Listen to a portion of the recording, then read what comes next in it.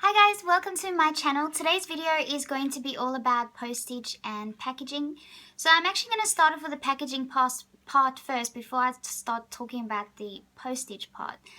Because there's a couple of things to think about with postage, and there's a couple of lessons that I have learned in the process. So I will fill you guys in on that. But the way I package my smaller prints, so let's, I have an example here. So here I have an A4 size Cecil print. So he is a small enough size for me to want to flat pack. I generally don't want to roll anything up in a tube unless it's big. So I would go from A4 to probably about A3. So yeah, your smaller sizes, A5, A4, and A3 are the ones that I will flat pack. Anything bigger than that, I would probably put in a tube like this. So it's got, everything's protected very well. You can chuck this tube around. It's very, very hard, very stable, and you can know that nothing's going to happen to the drawing. When you flat pack something that's really big, you're putting it at more of a risk of getting bent or dinted. So it's just easier to flat pack the smaller things because they're so small, they're not that easy to bend. But any bigger, you do risk bending it. I don't really trust the postal services and the way they handle things, whether you've got fragile written all over it or not. They don't take care of postage. I don't think that they do. From what I've seen, just from the postman outside the door, he chucks everything around in the van when he rearranges things, and I'm like, there's no real consideration for what's inside. So rather make sure that you package things to such an extent that you don't have to worry about it if the postal services are not going to be as gentle with it as you'd like. So what I like to do with flat packing, so over here I have 2 pieces of foam board, so they're about 5 mils thick, and then all I do is I literally put Cecil on top, or put the print on top like that. So I'm all over the place, so just like that. I don't stick it on or anything like that. And then I take the other piece of foam board and I will place it on top. Now obviously I'll do this a little more nicely.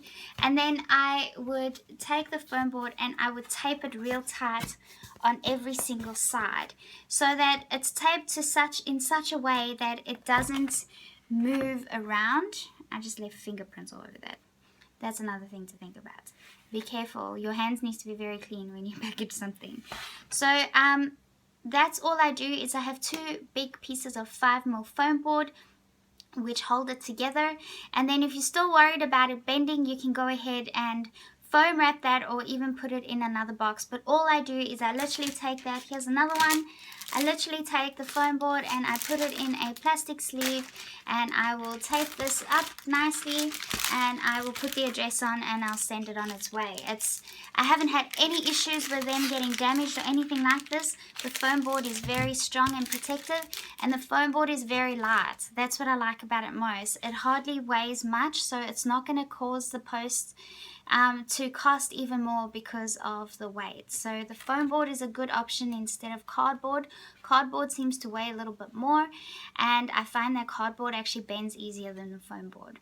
So those are the 2 things I use. For the smaller ones I use foam board, for the bigger ones I use these tubes, and for things that are framed and that, I'll get that professionally done and have that sent off through a courier instead of just the normal postal services that I use. I am in Australia, so this might be different for a lot of people. So Australia Post, I'm quite happy with them. They always seem to get my post delivered. I've never had anything go missing.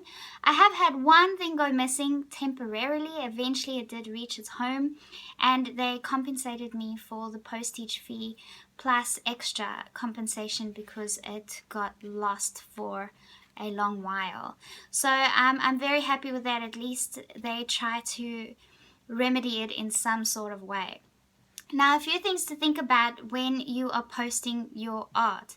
Always have a return address, so that's very important. If they cannot find the address, or it was written on wrong and they need to return it, it's very useful to have a return address, because otherwise it will go missing. Another thing to think about when you're posting internationally, now this is something I learned the hard way, make sure that the country that you are posting to doesn't charge a customs fee. If they charge a customs fee, ask the person that you are posting the artwork to if they want you to register or if they want you to insure your post, because if you insure your post with a value bigger than $0, it will cause the customer to pay a customs fee. So you can ask them, do they want to rather not have it insured and put a $0 value on, because if you do it that way they won't have to pay a customs fee, or would they prefer to just have it insured and pay the customs fee to make 100% sure that nothing can go wrong? So if you leave that choice up to them, at least you can't be held liable in any way if it does go missing and you put a $0 fee on there. So something to consider. I know that the United Kingdom has custom fees. The last drawing I sent was just an A3 drawing, so it was 14 by 16 inches, and she had to pay £71 for the customs fee, which is just ridiculous. That's crazy. That was more than what she paid in postage. That was almost a third of the price of the actual artwork, so it's a bit ridiculous, but if you ask them, at least you know you won't have to worry about any of that. So that's the simple things about how I package it and the simple things that I know about postage. If you have something that's got glass, I would suggest that you get it professionally framed and posted through a courier, and I would also suggest that you pay the extra money to get it registered and insured, so that if something had to break, at least you can either refund the customer or you can at least yes, get some sort of compensation for all of that. So this was, I try to say as much as I can as quick as possible. I hope I didn't miss out on anything. If I do remember something after I've done the video, I will put it in the description below. But other than that, that is the advice that I have for you guys today. So thank you for watching, and I'll see you guys next week. Bye!